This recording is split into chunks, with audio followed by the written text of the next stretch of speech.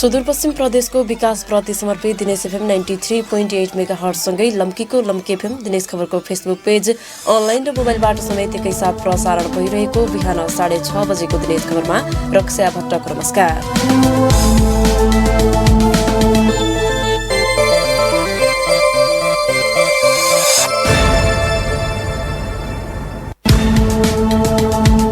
सुरुमा प्रसारणका प्रमुख खबरहरू। ओली पक्षीय लेखराज भट्ट एमालेका सुदूरपश्चिम इन्चार्ज भएको नेम प्लेट टाँच्दा दुई समूहबीच दोहोरो झडप, कार्यालयको सुरक्षाका लागि प्रहरी परिचालन। एमालेका प्रदेश अध्यक्ष थापा भन्छन् भट्ट नै इन्चार्ज हुन्। सम्मेलन गर्नका निम्ति अहिलेको यहाँको संयोजक लेखराज भट्ट आधिकारिक र औपचारिक मान्छे हुन्। माओवादीका नेता भट्ट आफ्ना पार्टीमा आए, स्वागत गर्न तयार रहेको भीम रावल पक्षीय एमाले नेताको प्रतिक्रिया। कम्युनिस्ट आन्दोलनलाई थप सशक्त बनाउन सकिने संघीय सांसद झपट रावलको विश्वास। नेपालको कम्युनिस्ट आन्दोलनलाई एकीकरण गरेर बनाएर जानुपर्छ, वामपन्थी आन्दोलनलाई एकीकृत गरेर अगाडि जानुपर्छ। अत्तरियामा मोहना पुल अत्तरिया 6 लेन सडकमा ठडिएको विद्युतको टावरका कारण दुर्घटनाको जोखिम कायमै। विद्युत प्राधिकरण र सडक विभाग बीचको तालमेल अभावका कारण टावर जहाँको तही। धनगढीमा फोहोर व्यवस्थापनको योजना नहुँदा नगरका खोला नाला ल्यान्डफिल साइट बन्दै। धनगढीको मुख्य बजार क्षेत्र कैलाली पुलको तटबन्ध क्षेत्रमा नगरपालिकाले नै फोहोर फालिरहेको पीडित स्थानीयवासीको गुनासो। र कैलाली र कञ्चनपुरमा भूमिहीनहरूको लगत सङ्कलनको म्याद सकिए पनि काम अझै सकिएन। केही पालिकाहरूमा 90% प्रगति, केहीमा सुरुवात नै भएन। नेकपा एमालेका अध्यक्ष तथा प्रधानमन्त्री केपी शर्मा ओलीको समूहले लेखराज भट्ट सुदूरपश्चिम प्रदेश इन्चार्ज रहेको नेम प्लेट पार्टी कार्यालयमा टाँच्दा झडप भएको छ। सुनौ यस सम्बन्धी थप सामग्री। सर्वोच्च अदालतले नेकपा एमाले बिउताएपछि बुधबार सुदूरपश्चिम पार्टी कार्यालयमा बोर्ड र नेम प्लेट राख्ने विषयमा विवाद हुँदा झडप भएको हो। धनगढी उपमहानगरपालिका वडा नम्बर 3 चटकपुरमा रहेको प्रदेश कार्यालयमा एमालेका वरिष्ठ नेता माधव नेपाल पक्षका नेता कार्यकर्ताले राखेको बोर्ड हटाउँदै सुदूरपश्चिम प्रदेश अध्यक्ष कर्णबहादुर थापाको नेतृत्वमा गएका नेता कार्यकर्ताले आफ्नो बोर्ड राखेका थिए। तत्कालीन नेकपा एमालेका सुदूरपश्चिम संयोजक तथा नेकपाका प्रदेश इन्चार्ज भीम रावलको कार्यकक्षको नेम प्लेट परिवर्तन गरेर लेखराज भट्टको टाँसेपछि त्यहाँ झडप भएको थियो। झडपका क्रममा दुवैतर्फका केही नेता कार्यकर्ता घाइते भएको प्रहरीले जनाएको छ। प्रतिनिधि सभा विघटन हुनु अघि नेता भीम रावल नेकपाका प्रदेश इन्चार्ज थिए। प्रतिनिधि सभा विघटन भएर ओली र प्रचण्ड नेपाल गरी दुई समूह देखिएपछि ओलीले भीम रावललाई हटाएर लेखराज भट्टलाई प्रदेश इन्चार्ज तोकेका थिए। ओली पक्षले अहिलेका पार्टीका प्रदेश इन्चार्ज लेखराज भट्ट भएकाले उनको बोर्ड टाँसेको जनाएको छ। नेकपा एमालेका सुदूरपश्चिमका अध्यक्ष कर्ण थापाले पार्टीको राजनीतिक निर्णयका आधारमा भट्ट नै सुदूरपश्चिम इन्चार्ज भएकाले नेम प्लेट टाँसिएको बताउँदै भीम रावललाई पार्टीमा फर्किने कुनै नैतिकता नै नभएको बताएका छन्। केपी शर्मा ओलीले नेतृत्व गर्नुभएको पार्टी नेकपा औपचारिक र आधिकारिक पार्टी थियो। अति सर्वोच्चले फैसला नगर्नुभन्दा अगाडि पनि त्यसबीचमा गरेका सबै निर्णयहरू, ती राजनीतिक निर्णयहरू ती कार्यान्वयन हुन्छन् र अहिले हाम्रो सुदूरपश्चिमको पार्टीको यहाँको संयोजन गर्ने इन्चार्ज भन्ने तपाईँले बोलीचालीको भाषा हो। संयोजन गर्नका निम्ति अहिलेको यहाँको संयोजक लेखराज भट्ट आधिकारिक र औपचारिक मान्छे हुन्। भीम रावल अनाधिकृत हुन् र तिनसँग अलिकति मात्रै पनि नैतिकता छ भने तिनले प्रचण्डका पछि जानुपर्छ। त्यहाँभित्र हक खोज्नु मिल्छ। अब यो एमाले समाप्त गर्न खोजेको एमालेमा तिनीहरूको कुनै हक छैन त्यसमा। माधव नेपाल पक्षीय नेता कार्यकर्ताले भने नेकपा एमाले बिउतिएको अवस्थामा तत्कालीन पार्टी उपाध्यक्ष एवं सुदूरपश्चिम संयोजक भीम रावल नै पार्टी इन्चार्ज भएको दावी गरेको छ। नेपाल पक्षीय नेता तथा सुदूरपश्चिम सरकारका आन्तरिक मामिला तथा कानून मन्त्री प्रकाश शाहले असंवैधानिक तरिकाले जबरजस्ती इन्चार्ज भट्ट भएको नेम प्लेट राखिएकाले त्यो मान्य नहुने बताएका छन्। 2075 सालको जेठ 2 गतेको अवस्थामा पार्टी फर्केपछि लेखराज भट्ट नेकपा एमालेको इन्चार्ज हुनुहुन्छ त उहाँ। अब उहाँलाई नै अब एमालेको इन्चार्ज भनेर साइन बोर्ड लेख्ने, नेम प्लेट लेख्ने, कर्ण थापाजीले आफैले म प्रदेश कमिटी अध्यक्ष एमालेको लेख्ने, अरूको हटाउन लगाउने, यस्तो अराजक र चाहिँ अवैधानिक काम गरेपछि यो चाहिँ रोक्नुपर्छ भनेर त्यो स्थिति भयो। म आफै पनि गरेँ, निरीक्षण गरेँ। पार्टी कार्यालयमा लेखराज भट्टको बोर्ड टाँसेपछि कार्यालय छिरेका नेपाल पक्षका कार्यकर्ताले उनी विरुद्ध नाराबाजी गरेका थिए भने अर्को पक्षले लेखराज भट्ट जिन्दाबाद भन्दै नारा लगाएका थिए। केही बेरमा दुवै पक्षका कार्यकर्ता बीच हात हालाहाल भएको थियो। अहिले पार्टी कार्यालयको सुरक्षार्थ प्रहरी परिचालन गरिएको स्थानीय प्रशासनले जनाएको छ। दिनेश खबरका लागि सहकर्मी जनक विष्टले तयार पारेको रिपोर्टका साथमा रक्षा भट्ट, चटकपुर, धनगढी। यसैबीच नेकपा एमालेका उपाध्यक्ष एवं सुदूरपश्चिम संयोजक डाक्टर भीम रावलले धनगढीमा भएको घटना एमाले फुटाउने र सिद्ध्याउने षड्यन्त्र हुन सक्ने बताएका छन्। बुधबार भएको घटनापछि रिपोर्टर्स क्लबमा आयोजित पत्रकार सम्मेलनमा बोल्दै उनले धनगढीमा गुण्डागर्दी प्रवृत्ति देखिएको आरोप लगाए। तत्कालीन नेकपा सुदूरपश्चिमका अध्यक्ष कर्ण थापाको गुण्डागर्दीले उक्त घटना भएको रावलको आरोप छ। उनले स्वघोषित इन्चार्ज र अध्यक्ष भन्नेलाई कारवाही गर्न माग समेत गरेका छन्। घटनाबारे पार्टीमा छलफल हुने, सुदूरपश्चिम प्रदेश कमिटिको बैठक बस्ने र उचित ढंगले अगाडि बढ्ने रावलले बताएका छन्।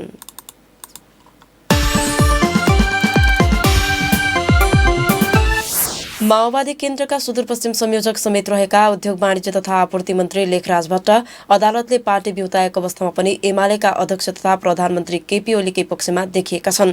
बुधबार संघीय राजधानीमा पत्रकारहरूलाई संक्षिप्त प्रतिक्रिया दिँदै भट्टले आफू माओवादीमा फर्किने सम्भावना कम रहेको तर अहिले पनि छलफलमै रहेको बताएका छन्। ओलीले उनलाई सुदूरपश्चिम इन्चार्जको जिम्मेवारी दिने तयारी समेत गरेका विवरण सार्वजनिक भएका छन्। यस्तो बेला एमालेका उपाध्यक्ष समेत रहेका सुदूरपश्चिम संयोजक भीम रावलको जिम्मेवारी खोसिन्छ वा दुवैजनालाई इन्चार्ज बनाइन्छ त्यो हेर्न भने बाँकी छ। तर उनी पक्षीय संघीय सांसदले भने लेखराज भट्टलाई पार्टीमा स्वागत गर्ने बताएका छन्। यिनै विविध विषयवस्तुमा केन्द्रित भई सहकर्मी जनक विष्टले भीम रावल निकट प्रतिनिधि सभा सदस्य चपट रावलसँग कुराकानी गर्दै सोधेका थिए, तपाईहरू पुनः ओलीतिरै फर्किनु भयो नि? होइन, ओलीतिर फर्किएको हामी होइन, यो पार्टी विघटन पनि कमरेड केपी ओलीले गर्नुभयो हो। कमरेड केपी ओलीले गरेको कदमलाई नै अनि त्यसै सर्वोच्चले बदर गरिदिएको। केपी ओली माधव नेपालहरूसँग शर्मा आएको, माधव नेपाल केपी ओलीको शर्मा आएको होइन। र यति बेला जुन ढङ्गले व्याख्या बाहिर गरिरहेका छन् यो कसैको जित र कसैको हार होइन, पूर्ववत अवस्थामा फर्काएको मात्रै हो। जस्तो कि तपाईँका पार्टीका सुदूरपश्चिम इन्चार्ज भीम रावलकै कुरा गरौं, नेकपा हुँदाका बखत उहाँले पार्टी अध्यक्ष एवं प्रधानमन्त्री विरुद्ध निकै खरो रूपमा प्रस्तुति देखाउँदै आउनु भएको थियो। प्रधानमन्त्रीलाई असफल बनाउने प्रचण्ड र नेपाल पक्षको अभियान थियो, त्यसलाई चाहिँ सघाउने गरेको आरोप पनि उहाँले खेप्नु पर्थ्यो। अब त पूर्ववत रूपमा ओलीकै अध्यक्षता रहेको पार्टीमा फर्किनु पर्यो भनेपछि उहाँकै निर्देशन अनुसार चल्नुपर्ने होला। अबको सहयात्रा कतिको सहज हुन्छ होला तपाईँहरूका लागि? तपाईँले फेरि पनि त्यो कुरालाई सच्याउनुहोस् र जसरी महादेशबाट कमरेड केपी शर्मा ओलीलाई महादेशका प्रतिनिधिले महादेशले उहाँलाई जितायो र कमरेड नेपालसँग जम्मा 93 अध्यक्षमा जित्नु भएको, त्यहाँभित्र भनेको अत्यधिक मत प्राप्त गर्ने नेताहरूमा भनेको कमरेड भीम रावल सबैभन्दा बढी मत लिएर अनि त्यसो विजय हुनुभएको। अनि अब जहाँसम्म तपाईँले विवादको कुरा गरौँ, त्यहाँभित्र विवाद छलफल गर्ने क्रममा जीवन्त पार्टीभित्र छलफल रहन्छ, अहिले पनि छ, भोलि पनि रहन्छ। अर्को कुरा, पार्टीको सुदूरपश्चिम प्रदेश कमिटिको खातामा रहेको 30 लाख रुपैयाँ हिनामिना गरेको आरोप पनि तपाईँको इन्चार्ज भीम रावलले खेपिरहनु भएको छ। यति बेला मंगलबार मात्रै तपाईँको पार्टीको प्रदेश कमिटी अध्यक्ष कर्ण थापाले उहाँले ब्याज सहित त्यो रकम चुक्ता गर्नुपर्छ नभए हामी कारबाही गर्छौं भनिसक्नु भएको स्थिति छ। यसलाई हेर्दाखेरि त उहाँलाई कसले कारबाही गर्छ त्यो भोलिका दिनमा हेर्दै जाउँला। अनि हिजो पनि यस्ता यस्ता प्रवृत्ति, यस्ता यस्तै सोच र यस्तै अराजकतावादी वितण्डवादी अनि सोचका कारणले गर्दा पार्टीभित्र समस्या आएको। तर तपाईँले भनेको शब्द भनेको उहाँ त्यहाँको पार्टीको अध्यक्ष होइन, उहाँ सहसंयोजक हो। नेकपा भइसकेपछि त्यहाँको अध्यक्ष हो। साबिकको पार्टीलाई यथावत राख्ने भनेपछि अनि कमरेड कर्ण थापा भनेको उहाँ त्यहाँको सहसंयोजक हो। जहाँसम्म रकमको सन्दर्भमा कुरा गर्नुहुन्छ भनेदेखि त्यसका बारेमा त्यति मात्रै होइन, जिन्सी भौतिक जे चिजहरू छ त्यसका बारेमा त हिसाब किताब त हुन्छ, कसले कहाँ के गरेको छ त्यसको बारेमा छलफल कमिटीले गर्छ। कर्ण थापाजीले ब्याज लिने, सावासहित ब्याज असुली गर्ने उहाँको अनि त्यसो कुनै व्यक्ति पार्टीले गरे होइन होला। यदि थापाले भने जस्तै कारबाही गर्नुपर्ने स्थिति आइहाल्यो भने के हुन्छ पार्टीमा? तपाईँलाई फेरि पनि मैले भने नि त, एक त तपाईँले भनेकै कुरामा कमरेड कर्ण थापा अध्यक्ष र कमरेड भीम रावल इन्चार्ज भनेको नेकपाको हो, तर नेपाल कम्युनिस्ट पार्टी त्यो पार्टी नै अहिले रहेन। त्यो पार्टीका बारेमा पनि हिजो भएका के छन् त्यसको हरिस्याबहरू प्रष्ट रङ्गल त्यहाँ होला, त्यो खाता कसको नाममा त्यो पनि होला र अरू पनि त्यसका बारेमा चाहिँ होला। अन्तमा मैले तपाईँलाई पार्टी कमिटीमा सुदूरपश्चिममा सबैतिर माधव नेपाल पक्ष बलियो छ भनिन्छ। अब माओवादीका नेता लेखराज भट्ट पनि एमालेतिरै रहने हो भन्ने चर्चा पनि चल्न थालेको छ। यसो हुँदाखेरि तपाईँहरूको पक्षलाई कस्तो असर पर्ला? मैले त त्यसले राम्रै गर्छु, किनभने सबै अनि त्यसै कम्युनिस्ट आन्दोलन भनेको जुन अनि एकीकरण गर्यो त्यसलाई अनि जोगाउन नसक्नु भनेको नेतृत्वको असफलता हो। जहाँसम्म तपाईँले अरू पार्टीका मान्छेहरू पनि आउने कुराको कुरा गरिरहनु भएको छ, जो हुनुहुन्छ नेपालको कम्युनिस्ट आन्दोलनलाई एकीकरण गरेर मजबुत अनि कम्युनिस्ट पार्टी बनाएर जानुपर्छ। कम्युनिस्ट पार्टीलाई समग्र वामपन्थी आन्दोलनलाई एकीकृत गरेर अगाडि जानुपर्छ। अहिले नै दुईवटा गुट देखिन्छ सुदूरपश्चिममा, तपाईँहरूको दुईटा गुट बीच पनि कस्ता कस्ती छ, उहाँ आउनु भएपछि तेस्रो गुट हुने भयो। यो त अझै भाँड मैलो हुने भएन र पार्टीमा? कोही आउनु अथवा कोही हुनु, सँगै जानु भनेको भाँड मैलो होइन। सँगै जानु भनेको मत मतान्तर छ, त्यसलाई हामीले वस्तुनिष्ठ ढङ्गले हामीले कम्युनिस्ट पद्धतिभित्र बसेर त्यसको बारेमा छलफल, दृष्टिकोण, बुझाइ र अनि त्यसको हेराइमा कहीँ समस्या छन् भनेदेखि हामीले त्यसलाई छलफल गरेर त्यसलाई निराकरण गर्न सक्छौँ। उपाध्यक्ष भीम रावल निकट मानिएका प्रतिनिधि सभा सदस्य झपट रावल सहकर्मी जनक विष्टसँग कुराकानी गर्दै कैलालीको उत्तरियामा 6 लेन सडकमै ठडिएको 132 केभी विद्युत प्रसारण लाइनको टावर सार्न ढिलाइ हुँदा दुर्घटनाको जोखिम हट्न सकेको छैन। नेपाल विद्युत प्राधिकरण र सडक विभाग बीच आवश्यक समन्वय हुन नसक्दा 6 लेन सडकमा रहेको टावर नसारिएको हो। गत असारमा 1,32,000 केभी क्षमताको प्रसारण लाइनको टावर सार्नका लागि विस्तृत योजना प्रतिवेदन बनाइएको थियो, तर विद्युत प्राधिकरणले सडकले टावर सार्नका लागि आवश्यक रकम दिनुपर्ने माग गरेपछि काम रोकिएको हो। मोहना अत्तरिया 6 लेन सडक योजना कार्यालयले भने 6 लेन सडकमा ठडाइएको टावर हटाउने जिम्मेवारी प्राधिकरणकै भएको बताएको छ। सुनौ सहकर्मी कमल साउदको रिपोर्ट।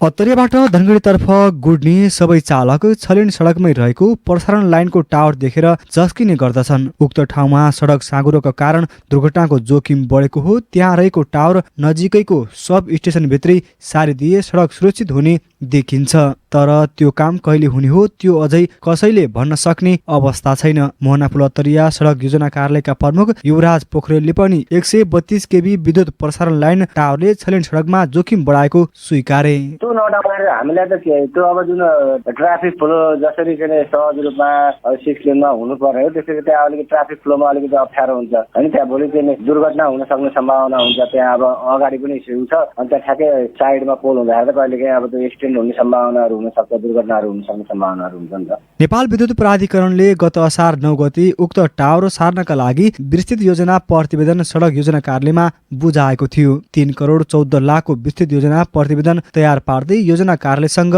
रकम मागिएको हो, तर सडक सञ्चालन भएपछि अनुमति बिना टावर निर्माण गरिएको भन्दै विद्युत प्राधिकरण आफैले सार्नुपर्ने योजना कार्यालयको धारणा छ। यता नेपाल विद्युत प्राधिकरण उत्तरियाका प्रमुख जगदीश जोशी टावर सार्दा लाग्ने खर्च सडकले तिर्नुपर्ने जिकिर गर्छन्। त्यसले गर्दा फाइल पेश गरिसकेका छौँ, हाम्रो केन्द्रमै गइसकेका छ।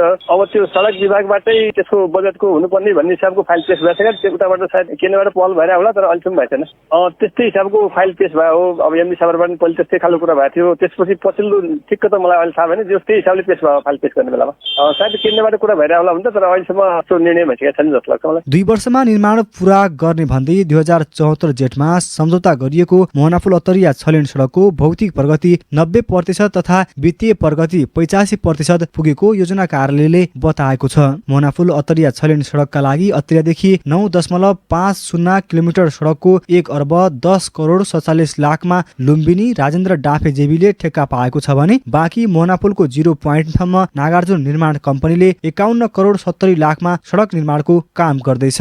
तर सडक क्षेत्रमा पर्ने टावर सार्ने विषयमा चर्किएको विवाद हल हुन बाँकी नै छ। सडक योजना कार्यालयका प्रमुख युवराज पोखरेल असार 9 गते उसले 3 करोड 14 लाखको स्टिमर पठाएको पैसा खर्च लाग्छ भनेर होइन। अनि त्यो प्रस्ताव चाहिँ हामीले चाहिँ यति लगत स्टिमर यति सार्नलाई यति पैसा लाग्छ, यसको पैसाको लागि चाहिँ पैसाको त व्यवस्था हुनु पर्यो भनेर हामीले विभाग मन्त्रालयमा जाँदाखेरि चाहिँ विभागले चाहिँ यो चाहिँ अब सडक चालु नै अब रहेको अवस्थामा सडक विभागको स्वीकृति पनि नलिकन गरेको हुँदा नेपाल विद्युत प्राधिकरणले आफ्नै कार्यक्रममा राखेर नेपाल विद्युत प्राधिकरण आफैले हटाउनु पर्ने भनेर निर्णय भयो होइन। मोहनापुलदेखि उत्तरियासम्म 14.2 किलोमिटर 6 लेनको सडक निर्माणको अन्तिम चरणमा पुगेको हो। आगामी असारसम्म सडक निर्माण पूरा हुने बताइएको छ, तर सडकमा पर्ने विद्युतको टावर र 3 पुल निर्माण बारेको अन्योलता हटेको छैन। उत्तरियाबाट धनगढी गुड्ने चालक तथा यात्रुका लागि भने त्यही प्रसारण लाइनको टावर डरको प्रमुख कारण बनिरहने क्रम जारी छ।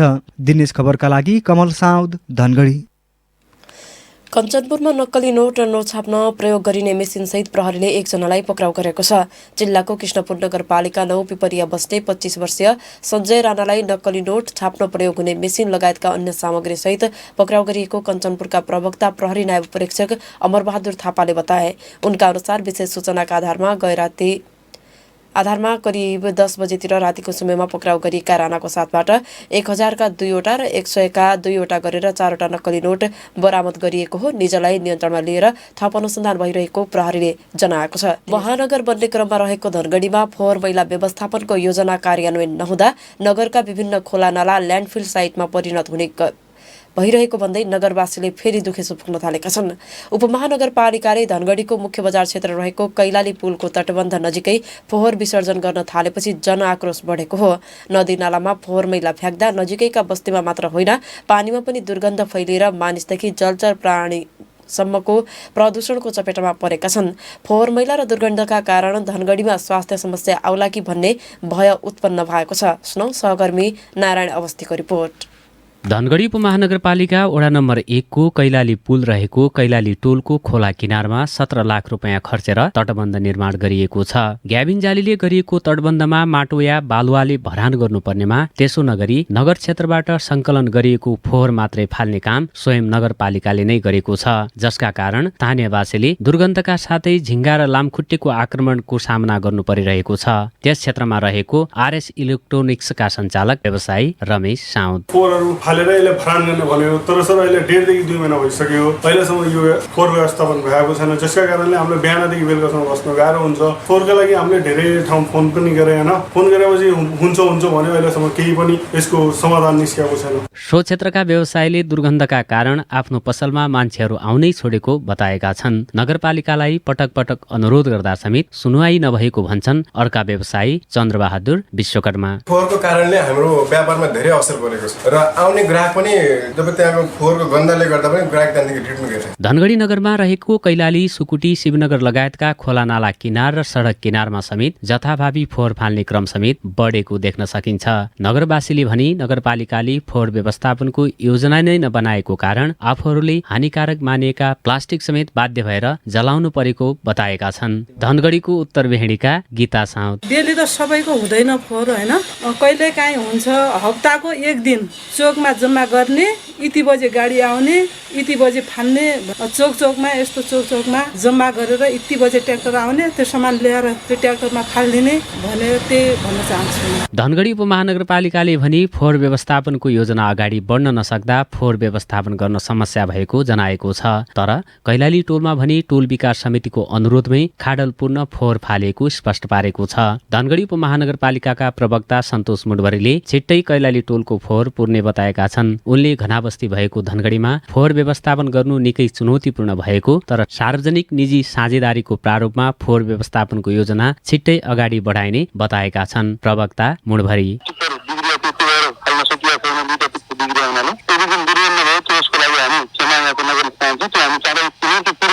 एसियाली विकास बैंक एडीबीको नगर पूर्वाधार विकास आयोजना अन्तर्गत भइरहेको सडक विस्तारसँगै धनगढीमा एकीकृत फोहोर व्यवस्थापन केन्द्र स्थापना गर्ने योजना रहेको छ। तर पनि उपमहानगरपालिकाले ल्यान्डफिल साइटका लागि जग्गा व्यवस्थापन गर्न नसक्दा सो योजना अगाडि बढ्न सकेको छैन। फोहोर मैला व्यवस्थापन नीति र नियमका अभावमा धनगढीवासीले प्लास्टिक जन्य फोहोर मैला समेत जताततै जलाइरहेको देख्न सकिन्छ। त्योसँगै दुर्गन्ध र वायु तथा नदी नालाको पानी प्रदूषण पनि जारी छ। दिनेश एफएम 93.8 मेगाहर्जका लागि नारायण अवस्थी, धनगढी। कैलाली र कञ्चनपुरमा भूमिहीन दलित, भूमिहीन सुकुम्बासी र अव्यवस्थित बसोबासीहरूको लगत सङ्कलनको लागि निर्धारित समयसीमा सकिए पनि लगत सङ्कलनको काम अझै सकिएको छैन। कैलाली र कञ्चनपुरका 22 पालिकाहरूमध्ये केही पालिकाहरूले 90% काम सम्पन्न गरेका छन् भने केही पालिकामा लगत सङ्कलनको कार्यको सुरुवात नै हुन सकेको छैन। भूमिहीन सुकुम्बासीहरूको लगत सङ्कलनका लागि गरिएको कर्मचारी भर्ना लगायतका विषयमा विवाद उत्पन्न हुँदा लगत सङ्कलनको काम प्रभावित भएको बताइएको छ। सुनौ सहकर्मी सरेन जैरुको रिपोर्ट। कञ्चनपुरका 9 स्थानीय तहमा भूमिहीन दलित, भूमिहीन सुकुम्बासी र अव्यवस्थित बसोबासीहरूको लगत सङ्कलनको काम अझै जारी रहेको छ। लगत सङ्कलनको लागि भूमि सम्बन्धी समस्या समाधान आयोग काठमाडौँले तोकेको समय सीमा यही फागुन 19 गते सकिएको छ। तर लगत सङ्कलनको काम भने पूरा हुन सकेको छैन। आन्तरिक विवादका कारण स्थानीय तह र आयोगबीच सम्झौता हुनमा ढिलाइ हुँदा लगत सङ्कलनको काम प्रभावित भएको बताइएको छ। भूमि सम्बन्धी समस्या समाधान आयोग कञ्चनपुर जिल्ला संयोजक कमला बोहरा। म्याद त 19 गतिसम्म हो। हाम्रो के भयो भने कार्यक्रमको सम्झौता गर्दाखेरि कञ्चनपुर जिल्लाभरिका नगरपालिकाहरूले आयोगमा अलि ढिलो सम्झौता गरेको भएर कैलालीमा रहेका 13 स्थानीय तहमा पनि भूमिहीन सुकुम्बासीहरूको लगत सङ्कलन कार्य सम्पन्न हुन नसकेको हो। लगत सङ्कलनका लागि आयोगले दिएको म्याद सकिए पनि कैलालीका पालिकाहरूमा लगत सङ्कलनको काम नसकिएको बताइएको छ। यद्यपि कैलालीमा केही स्थानीय तहमा लगत सङ्कलनको 90% काम सकिएको छ भने केही स्थानीय तहमा अहिलेसम्म लगत संकलन कार्य थालिएको समेत छैन। भूमि सम्बन्धी समस्या समाधान आयोग कैलाली जिल्ला संयोजक दीपक देवकोटा। चलिरहेकै छ, सकिया छ। अझै 4 वटा पालिका त सुरु नै भएको छ। पहिलो सम्झौता भएका 5 वटा पालिकाको लगभग 90% सकियो। तर कैलालीको धनगढी उपमहानगरपालिकाले भने सम्पूर्ण वडाहरूमा लगत संकलनको काम पूरा गरेको छ। धनगढी उपमहानगरपालिकाका 19 वडाहरूमा भूमिहीन दलित र भूमिहीन सुकुम्बासीहरूको 4140 फारम संकलन भएको छ। त्यस्तै अव्यवस्थित बसोबासीहरूको 16636 फारम संकलन भएको छ। भूमि सम्बन्धी समस्या समाधान आयोग लगत संकलन इकाइ धनगढी उपमहानगरपालिका प्रमुख भाग्यश्वर दत्त ओझा। भूमिहीन दलित र भूमिहीन सुकुम्बासीले भर्ने फारम रातो फारमको टोटल संख्या 4140, सेतो फारम अव्यवस्थित बसोबासीले भर्ने फारम चाहिँ 16636 लगत संकलन गरिसकेको छ। सुदूरपश्चिम प्रदेश सभाको मंगलबारको बैठकमा प्रदेश सभा सदस्य महेश दत्त जोशीले भूमि सम्बन्धी समस्या समाधान आयोगले संकलन गरेको सो घोषणा फारम भर्न छुटेका भूमिहीन सुकुम्बासी र अव्यवस्थित बसोबासीलाई समय थपेर लगत लिने कार्य गर्नुपर्ने बताए। पहिलो भूमि सम्बन्धी समस्या समाधान आयोग गठन भएदेखि वर्तमान 14औं आयोग गठन हुँदासम्म नेताहरूबाट भूमिहीनहरूले जग्गा पाउने आश्वासनहरू आइ नै रहे। तर ती आश्वासन नेताको चुनावी एजेन्डा मात्र बन्ने गरेका छन् भने भूमिहीनहरूको जग्गा दनी हुने आशा अपुरो सपना मात्र बन्ने गरेको छ। दिनेश खबर 93.8 मेगाहर्ट्जका लागि सरेन्जैरू धनगढी। 4 वर्ष अघि भारतीय सीमा सुरक्षा बल एसएसबीले चलाएको गोली लागेर शहीद भएका गोविन्द गौतमको 4थो स्मृति दिवस बुधबार मनाइएको छ। 2073 साल फागुन 26 गते हिजोकै दिन नेपाल भारत सीमा क्षेत्र स्थित आनन्द बजार नजिकै भारतीय सुरक्षाकर्मीले चलाएको गोली लागेर ज्यान गुमाएका पुनर्वास नगरपालिका 4 का 32 वर्षीय गौतमको स्मृति दिवस मनाएर सम्झना गरिएको छ। स्मृति दिवसको अवसरमा पुनर्वास नगरपालिकाले शहीद गौतमको शालिगमा माल्यार्पण गरेको छ। नगरपालिकाका प्रमुख प्रशासकीय अधिकृत खेमराज विष्टले गौतमको शालिगमा माल्यार्पण गरेर उनको सम्झना गरिएको बताए। नेपाल भारत सीमा क्षेत्र नजिकै नेपाली भूमि आनन्द बजारको नालामा कल्भर्ट निर्माणको विषयलाई लिएर भारतीय पक्षले अवरोध गरेपछि सर्वसाधारणले विरोध गरेका थिए। सोही क्रममा गौतमलाई भारतीय सुरक्षाकर्मीले गोली प्रहार गरेका थिए।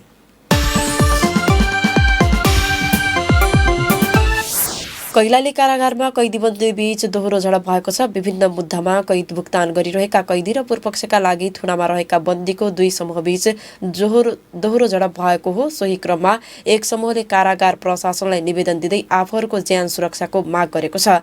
जेलर महेन्द्र सिंह खड्गाले कैदीबन्दीका 2 समूह बीच विवाद भए पनि ठूलै खालको झडप भने नभएको दावी गरे। खड्गाले एक समूहले ज्यान सुरक्षाको माग गर्दै निवेदन पेश गरेको कुरा पुष्टि गर्दै दुवै समूहलाई छुट्टा छुट्टै राखेको बताए। उनले यसअघि बी ब्लकमा बस्दै आएका दुवै समूहलाई ब्लक ए र बी मै अलग अलग राखिएको जानकारी दिए। उनीहरू बीच झडप हुनुको कारण बारे भने खुलाइएको छैन।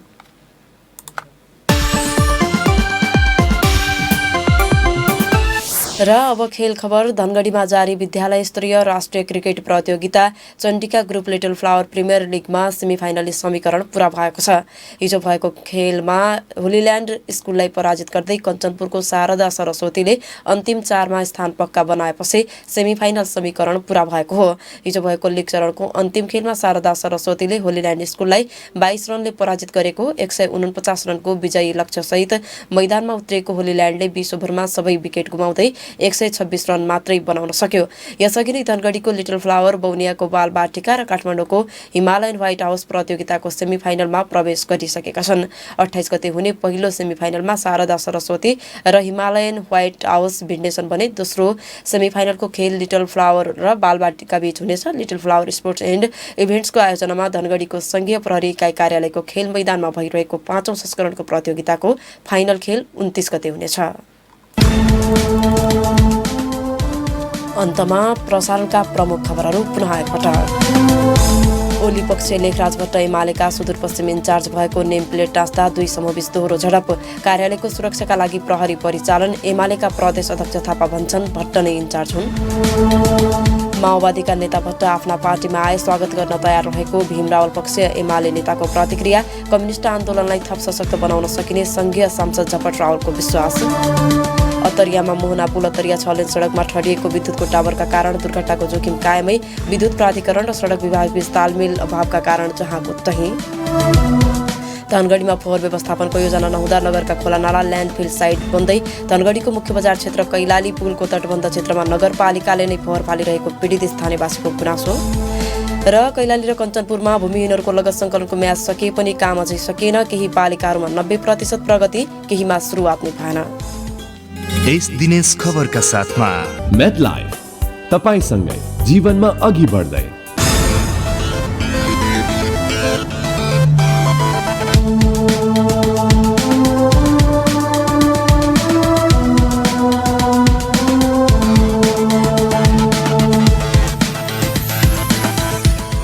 अवस्था दिनेश एफएम 93.8 मेगाहर्जसँगै लम्कीको लम्की एफएम दिनेश खबरको फेसबुक पेज, अनलाइन र मोबाइलबाट समेत एकैसाथ प्रसारण भइरहेको बिहान 6:30 बजेको दिनेश खबर सकियो। हाम्रो अर्को दिनेश खबर राति 10 बजे हुनेछ। तपाईँ भने दिनेश एफएम सुन्दै र दिनेशखबर.com पढ्दै गर्नुहोला। अहिलेको समाचार बुलेटिनबाट रक्षा भट्ट पनि बिदा हुन्छु। शुभ दिन।